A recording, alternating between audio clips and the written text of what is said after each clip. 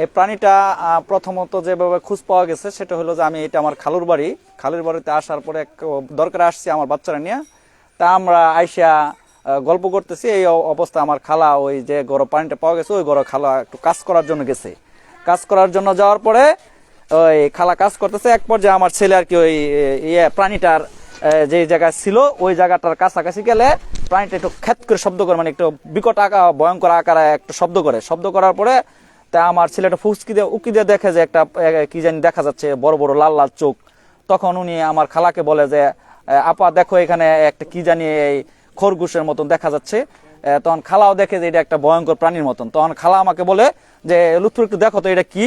তখন আমি দৌড়ে যাই, যে দৌড়ে যাওয়ার পরে দেখি যে এটা একটা আসলে ভয়ঙ্কর প্রাণী। তখন আমি মনে করছিলাম যে এটা শিয়াল, মানে বাঘা শিয়াল, যেটা আমাদের গ্রাম্য ভাষায় শিয়ালের মতো বাঘের মতো দেখা যায় কালার, তো ওই বাঘা শিয়াল তদ্রুপ ওইরকম দেখতে দেখতে আমরা একে একে করে অনেকে জড়া হয়েছে। আমরা বললাম যে এটা ধরবো মারবো, তো অনেকে মারার উপক্রম। তো এক পর্যায়ে এটা ফাঁদ পাচ্ছে আমরা মারার জন্য, তো ফাঁদে আটকেছে সে। এক পর্যায়ে আটকার পরে মোটামুটি তারে বেশ আঘাত করা হয়। আঘাত করার পরে সে একবারে পড়ে যাওয়ার পরে আমি যখন দেখি যে এরকম বিরল প্রাণী তো আর আমাদের এলাকার ইতিপূর্বে দেখি নাই। না দেখার পরে আমি সবাইকে নিষেধ করি এটা আর মারো না, আমরা এটা সবাই ধরে এটা আটকায় এবং এটা আটকে দেখি এটা কি প্রাণী। ইতিপূর্বে যেহেতু এই প্রাণী দেখি নাই, এই প্রাণীটা আমার চিনা দরকার বা আমাদের চিনা দরকার, আমাদের প্রজন্মের জানানোর দরকার যেটা আমাদের আসলে কি ধরনের প্রাণীটা। তো ওইভাবে আমরা আটকাইছি, প্রাণীটা আটকাইয়া এই খাঁচা বন্দি করে রাখছি এবং আপনাদেরকে আর কি আমি জানালাম এই আপনারা আসছেন আর কি, যা দেখতেছি আপনারা এসে করতেছেন, কথা বলতেছেন আমাদের সাথে, এই আর কি বিষয়টা। আর বিষয় এই প্রাণীটা ধরতে যায় দেখা গেছে অনেকে আঘাতপ্রাপ্ত হয়েছে, আর অনেকে খুব আতঙ্কিত ছিল যে এই প্রাণী যদি কাম মারে, মানে সে খুবই ভয়ঙ্কর আচরণ করছে। আমার এক মামাতো ভাই, আমার মামা, যিনি বিশেষ করে এই প্রাণীটা ধরার জন্য খুবই করছে, মানে পরিশ্রম করছে এবং সে অনেক সাহসিকতা দেখাইছে। ওই আমার মামাতো ভাই যখন বাড়ি দিয়েছে তখন মামাতো ভাইয়ের ধরেই আসছে, মানে এমন কাম দেওয়ার জন্য উপক্রম হয়। ওই আমার ভাই পাশের বাড়ি এক জলিল ভাই আছে, উনি মানে এমন একটা শব্দ করছে যে লাফায় আমার উপর দিয়ে আমার ফালাই চলে গেছে। তারপরেও তারা যাইতে দেয়নি, আমার সবাই যাতে আঘাত যা প্রথমে করা হয়েছিল, পরবর্তী তারা আঘাত করা হয় নাই, আটকে রাখা হয়েছে। এখন অনেকেই এলাকার বিভিন্ন জায়গাতে বিভিন্ন সময় বিভিন্নভাবে মানুষজন আসছে, উৎসুকভাবে আইসা এটা দেখতেছে এবং সবাই বলতেছে এটা আসলে ইতিপূর্বে দেখি নাই, এটা আসলে আমরা ছাইরেন না।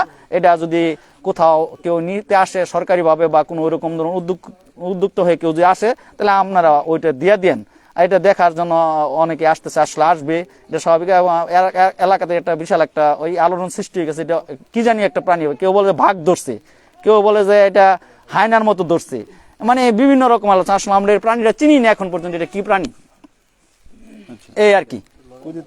তা যাই হোক, আপনারাও কি চিনেন কিনা জানি না, আপনারা হয়তো চিনলে একটু বলে দেন যে আমরা এটা কি প্রাণী ধরছি। তা আসলে আমাদের অজপাড়াগায় এরকম একটা প্রাণী, এখানে কোনো বন জঙ্গল নাই। আসলে এটা তো একটা আশ্চর্যের বিষয় যে এরকম প্রাণী এখানে আসলো কিভাবে।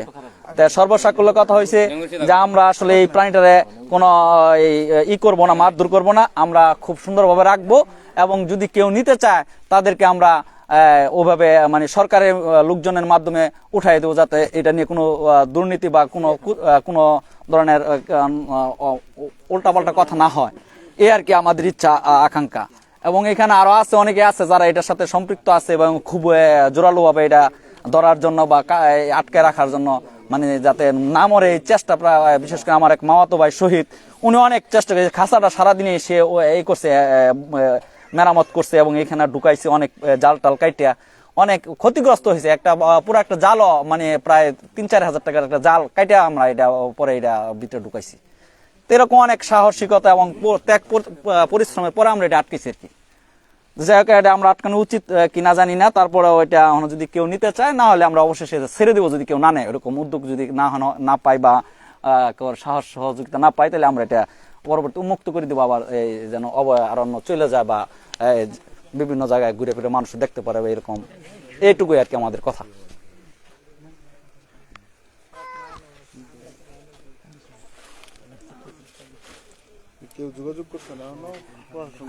না, প্রশাসন থেকে এখন আমাদেরকে এখন পর্যন্ত সরকারিভাবে কোনো যোগাযোগের কোনো মাধ্যম বা আমাদের কাছে কোনো ফোন টোন আসে না। আমি এটা প্রথম আলোকে জানাই, পরবর্তীতে যে আপনারা আসলেন, এরপরে আরেকজন আমাকে দৈনিক সমকালে ফোন দিছিল, ওনারাও বলছে যে আমি কিছু পিক টিক দিয়ে দেন, কিছু ভিডিও দিছি আমি ওনাদেরকে। এভাবে আর কি আছে হ্যাঙ্গিং অবস্থা, এটা এখনো কোনো কুল কিনারা আমাদের কাছে নাই।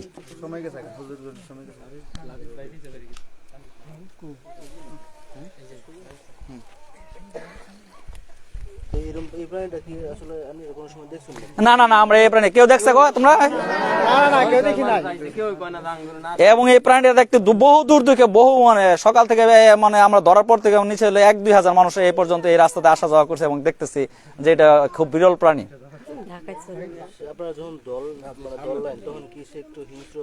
একেবারে এমন হিংস্র করছে মানে কি বলবো, যে সবাই মানে ভয় ভীতিতে কাঁপছে এরকম হয়। আর এটা বিশাল শক্তি, এটা তো আমি হাত দিয়ে ধরছি, পরবর্তী জাল দিয়ে হাত দিয়ে ধরা, হাত উল্টে জায়গায় এমন বিশাল শক্তি। আর সবাই বলছে যে প্রথমে এটা হায়না হইতে পারে বা বাঘ হইতে পারে, বাঘের বাচ্চা টাচ্চা হইতে পারে বা এরকম কিছু হইতে পারে, কারণ আসলে আমরা কেউ চিনি না এটা।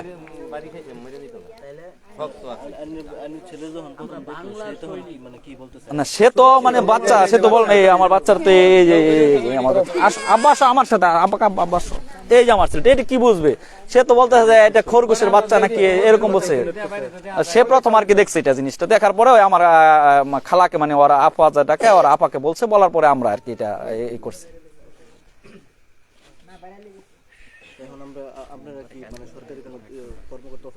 হ্যাঁ আমরা সরকারি বা যদি ওইরকম যদি ওই যেরকম ইয়ে আছে সাফারি পার্কটা যদি এরকম কেউ থাকে, যদি তারা নিতে চায় আমরা স্বেচ্ছা তাদেরকে আলোচনা করে দিয়ে দিব, যাতে সরকারি ভাবে দিব, কিন্তু ওই ব্যক্তিগত ভাবে দিয়ে আমরা ফাঁসবো না, যেন পরে বলবো যে আমরা দুর্নীতি করে বিক্রি করে দিচ্ছি, এরকম কোনো ভাবে ফাঁদে আমরা পড়বো না। দিলে মানে আলোচনা করে প্রশাসনিক মামলা, যেমন ইউপি চেয়ারম্যান আছে, মেম্বার আছে, স্থানীয় প্রতিনিধি, তাদের সাথে আলোচনা করে এটা আমরা সমন্বয় করে আর কি দেওয়ার চেষ্টা করবো আর কি। আর কারণ বাংলাদেশে তো অনেক কিছু এরকম কুচুক্তি মহল আছে যে যারা এরকম করে হয়তো নিয়ে লাস্ট ফিনিশিং এ হয়ে যায়, যে একটা উল্টাপাল্টা করে ফেলা। তো এরকম কিছু না, আমরা সরকারি ভাবে এটা যেভাবে সিস্টেম চলে, যে একটা ইউনিয়ন পরিষদ আছে, গ্রামের ইউপি সদস্য আছে যারা, তাদের সাথে আলোচনা করে আমি ইউনিয়ন আমাদের গ্রামের যে মেম্বার ছিল, ইউনিয়ন সদস্য, তাদেরকে 2বার ফোন দিছি। সে কোনো মিটিং এ ছিল বলে সে 2বার ফোন ধরে নাই। আমি তার এক ভাইয়ের কাছে বললাম যে আমি তো 2বার ফোন দিলাম, সে ধরে না, আমরা একদম প্রাণী ধরছি। আমি এক সাংবাদিকদের ফোন দিলাম, সে বললো যে আপনি ইউনিয়ন পরিষদের চেয়ারম্যান মেম্বার এদেরকে জানান। তা আমি মেম্বার সাহেবের 2-3বার ফোন দিছি, সে রিসিভ করে না। সে আবার এখন একটু আগে শুনলাম সে কোনো এক জরুরি কোনো মিটিং আছে, সেটাও টিউনি সাহেবের মিটিং বা যে কোনো মিটিং আছে, ওই মিটিং পর্যায়ে সে আমার ফোন ধরে নাই। সে বলছে ঠিক আছে আমি বলতেছি, আপনার ফোন ধরবে। তা আমার ইচ্ছা আছে তারকে জানাবো এই বিষয়টা, জানায় পরবর্তীতে যদি কোনো ওইভাবে আইনীয় ভাবে তারা নিয়ে যদি কোনো একটা পর্যায়ে দেয়, সেটা আমাদের কোনো আপত্তি নাই। আমাদের এই ধরনের কোনো এটা বিক্রি করার বা এটা এই আমাদের আটকায় রাখা, এটা আমরা এটা করার জন্য এই আর কি আমাদের।